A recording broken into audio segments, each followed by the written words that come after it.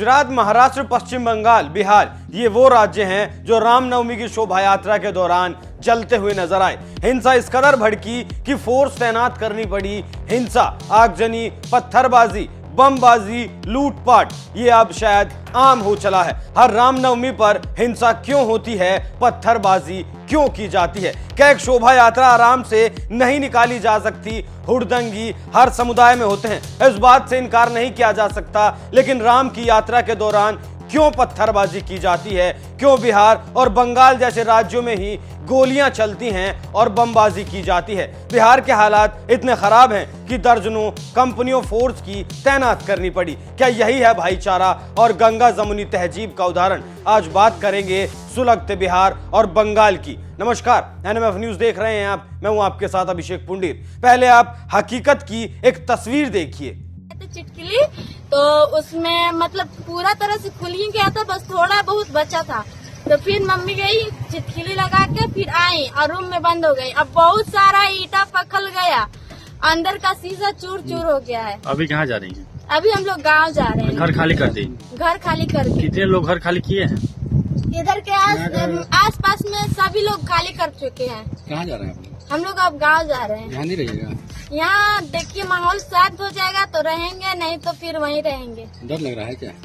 डर का बात नहीं है, कब क्या कर देगा। वो भी ऐसा घर है का पता नहीं, आकर अंदर घुस जाएगा सब और मार भी देगा जान उन। तो हम लोग क्या करेंगे? क्या नाम है आपका? मेरा कंचन कुमार। ऐसा पहली बार नहीं हुआ जब हिंदुओं के किसी त्योहार को निशाना बनाया गया। पहले रामनवमी, फिर हनुमान जयंती, फिर होली को निशाना बनाया गया। तो आखिर कौन है ये दंगाई? क्यों दंगाइयों की गली के सामने से शोभा यात्रा नहीं निकाली जा सकती? क्यों शोभा यात्रा के निकलते ही पत्थरबाजी शुरू कर दी जाती है? अब तो पत्थरबाज पुलिस और पत्रकारों को भी कुचल देने की सोच रखते हैं। क्या ये पत्थरबाजी कश्मीर की पत्थरबाजी से मेल नहीं खा रही? आगे बढ़ने से पहले एएनआई का एक ट्वीट देखिए। पुलिस हमारे घरों के सामने सीढ़ी लगाकर ऊपर चढ़ी और दरवाजे तोड़कर घर के सभी पुरुषों को अपने साथ ले गई। अगर रात में कोई मुस्लिम आएगा तो हम सबको मार ही देंगे। हमारे पुरुष घर पर नहीं हैं तो हम क्या खा सकते हैं? स्थानीय लोगों द्वारा बताया गया बिहार शरीफ, नालंदा। बंगाल का हावड़ा और बिहार का नालंदा, सासाराम ऐसे सुलगे थे कि कोई समझ नहीं पाया कि आखिर हुआ क्या। अगर बात बिहार की जाए तो तनाव अब तक बना हुआ है। 1 मार्च यानी शनिवार को तो हालात बेकाबू हो गए थे। सासाराम में बम धमाका हुआ और इस धमाके में दर्जन भर लोगों के घायल होने की खबर है। 6 लोग तो गंभीर रूप से घायल हैं। हालात इतने बदतर हैं कि बिहार में कई इलाकों में फोर्स तैनात करनी पड़ी। और तैनात क्यों करनी पड़ी उसकी भी तस्वीर देखिए, क्योंकि नीतीश कुमार की पुलिस लाचार है और बेबस नजर आ रही है।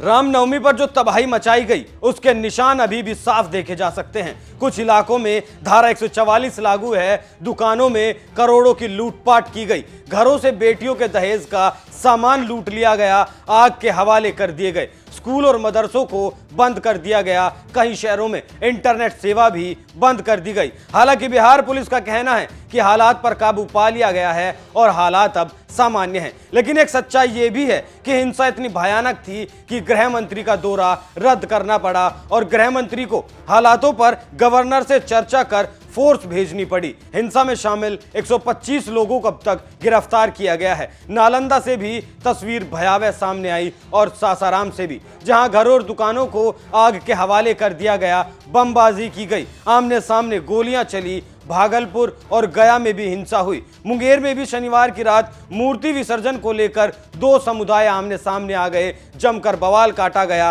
पत्थरबाजी की गई। सासाराम में जो बम विस्फोट हुआ उसमें ऐसा आरोप लगाया गया कि हिंदुओं ने मुस्लिमों के घर में बम फेंका, लेकिन जांच में पता चला कि बम इनके घर में मौजूद था। अफवाहें ऐसी हैं कि लोग पलायन कर रहे हैं और पलायन करने वाले मुस्लिम समुदाय के लोग हैं, लेकिन हकीकत उससे अलग है। सच्चाई ये है कि किसी मुस्लिम ने पलायन नहीं किया, जबकि हिंदुओं के कई घर पलायन करने को मजबूर हैं। वो भी तस्वीरें आपको दिखाऊंगा। बिहार शरीफ में खुलकर कट्टे और बंदूकें लहराई गई।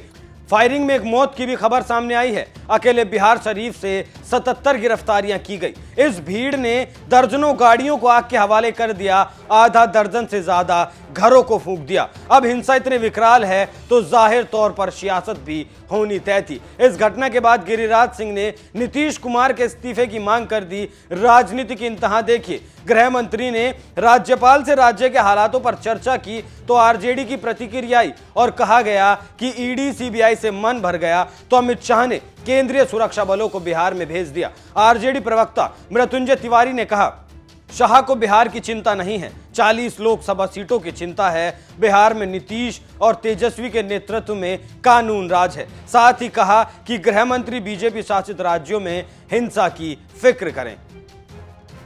इस पर केंद्रीय मंत्री गिरिराज सिंह का पलटवार देखिए। मैं मुख्यमंत्री से पूछता हूं कि जब सरस्वती पूजा आता, जब दुर्गा पूजा आता, हमारे मूर्ति विसर्जन में इस गली में, इस रोड में नहीं जाइए, क्या इसी दिन के लिए बंटवारा हुआ था?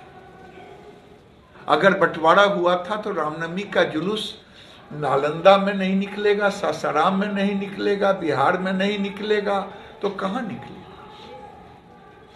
क्या पाकिस्तान, मलेशिया, बांग्लादेश में निकलेगा?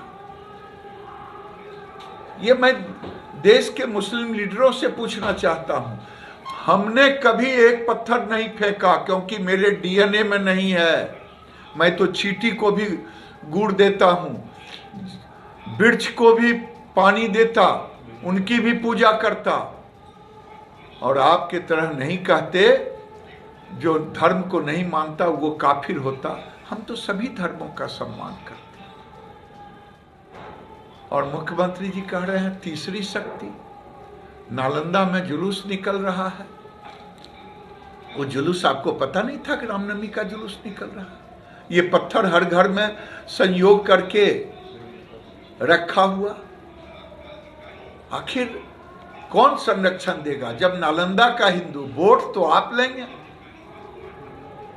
और वहां के हिंदुओं को बेचारा छोड़ देंगे। ये दुर्भाग्यपूर्ण है देश का। मैं देश से पूछता हूं कि क्या पश्चिम बंगाल में भी यही हाल था। हावड़ा में भी शोभा यात्रा के दौरान तमाम गाड़ियों को आग के हवाले कर दिया गया। यहां भी भारी पुलिस बल तैनात है। बंगाल में जब चुनाव हुए थे उसके बाद जो हिंसा भड़की थी, हिंदुओं को मारा गया था, नेताओं तक को नहीं छोड़ा गया था और अभी भी नेताओं की हत्याएं बदस्तूर जारी हैं। देखिए बंगाल के हालातों पर क्या कहते हैं अनुराग ठाकुर। पश्चिम बंगाल में जो हालात बने, राम भक्तों पर लाठियां चलाना, बम फेंकना, पत्थर मारना और शोभा यात्रा रामनवमी की रुकवाना, आगजनी करना, हिंसा फैलाना, उपद्रव फैलाना, ये ममता बनर्जी जी की नाक के तले हुआ। कानून व्यवस्था कैसे चरमराती है इसका सबसे बड़ा रोल मॉडल ममता बनर्जी जी है। और मुख्यमंत्री पक्षपात कैसे करता है, हिंदू विरोधी कैसे होता है, ये ममता बनर्जी जी पे नजर आता है। एक वर्ग के साथ खड़े होकर हिंदुओं के खिलाफ हिंसा करने के लिए उकसाया कैसे जाता है, ममता बनर्जी जी के बोलों से नजर आता है। सब कुछ होता देखकर आंखें बंद कर लेना, मूंद कर बैठ जाना, ये ममता बनर्जी जी में नजर आता है। एक मुख्यमंत्री होकर एक पक्ष तक ही सीमित हो जाना और हिंदुओं के खिलाफ खड़े हो जाना, ये ममता बनर्जी में नजर आता है। ममता जी थोड़ी सी तो ममता दिखाइए।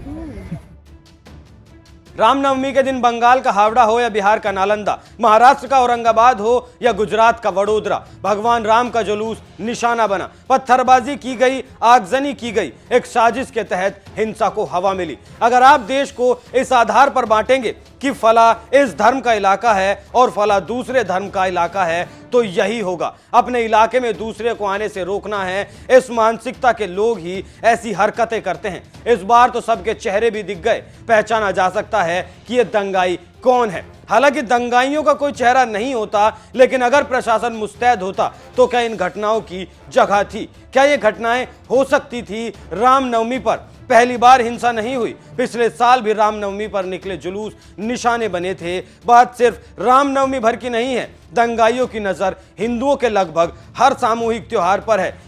पिछले साल हनुमान जयंती याद कीजिए, ज्यादातर राज्य यही थे जहां पर हिंसा भड़की थी। मध्य प्रदेश, झारखंड, आंध्र प्रदेश समेत कम से कम 10 राज्यों में कई दिन तक छिटपुट हिंसा देखने को मिली। अभी होली के दौरान भी कुछ हिस्सों में झड़पें हुई। हिंसा के बाद पश्चिम बंगाल के राज्यपाल सीवी आनंद बोस ने बड़ी सही बात कही है। एक बयान जारी कर उन्होंने कहा, जो लोग इस भ्रम में हिंसा का सहारा लेते हैं कि वो लोगों को धोखा दे सकते हैं, उन्हें जल्द ही एहसास होगा कि वे मूर्खों के स्वर्ग में हैं। दोषियों को पकड़कर कानून के सामने लाने के लिए प्रभावी और ठोस कार्रवाई होगी।